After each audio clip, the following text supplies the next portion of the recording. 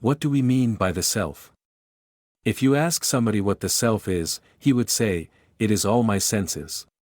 My feelings, my imagination, my romantic demands, my possessions, a husband, a wife, my qualities, my struggles.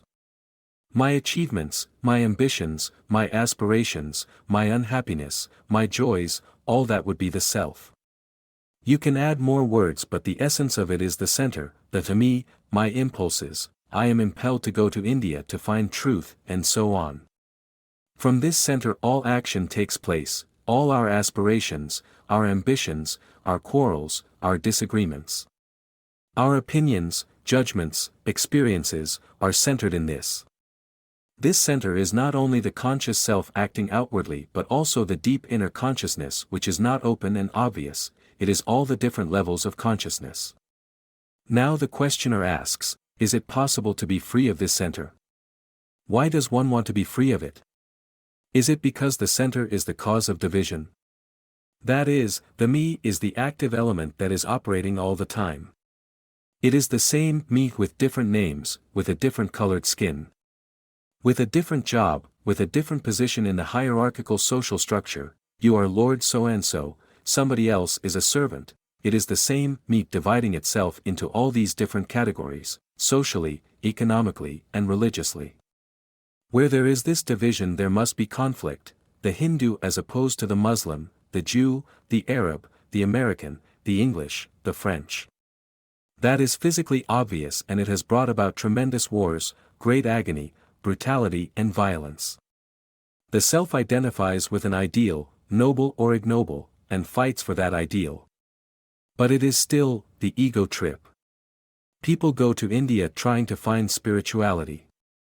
They put on different fancy dress but they have only changed the garb, the clothes, essentially they are each the to me operating, all the time struggling, endeavoring, grasping, denying, being deeply attached to their experiences, ideas, opinions and longings. And as one lives one observes that this center, this me, is the essence of all trouble. Also one observes that it is the essence of all pleasure, fear and sorrow. So one asks, how am I to get rid of this center so as to be really free? Absolutely, not relatively. It is fairly simple to be relatively free. One can be a little unselfish, a little concerned with social welfare, with the difficulties of others, but the center is always there biting hard, brutal. Is it possible to be absolutely free of that center? First of all, see that the greater the effort that is made to be free of the center, the more that very effort strengthens the center, the self.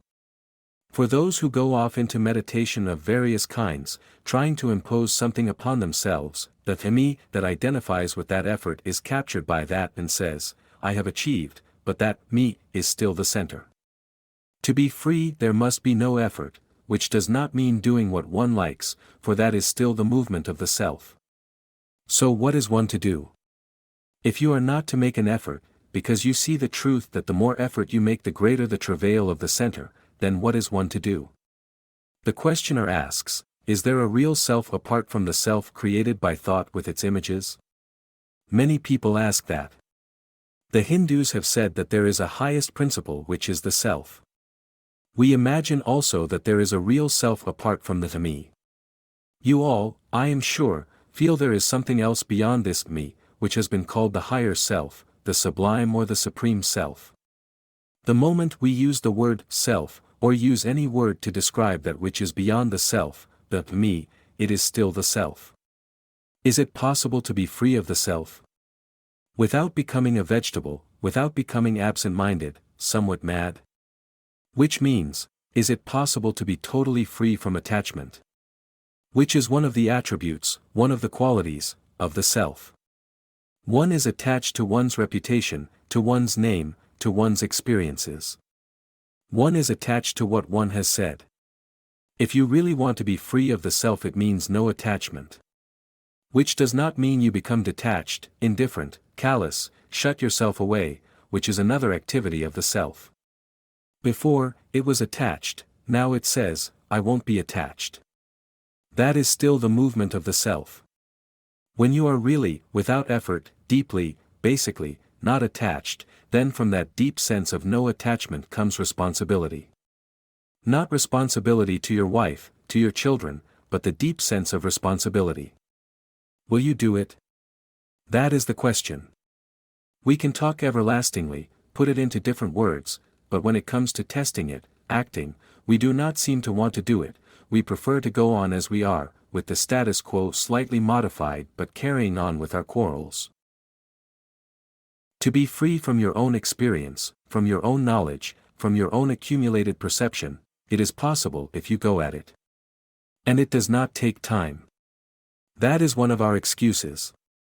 We must have time to be free. When you see that one of the major factors of the self is attachment, and you see what it does in the world, and what it does in your relationship with another, quarrels, separation, all the ugliness of relationship, if you see the truth of attachment, then you are free from it. Your own perception sets you free. Will you do it?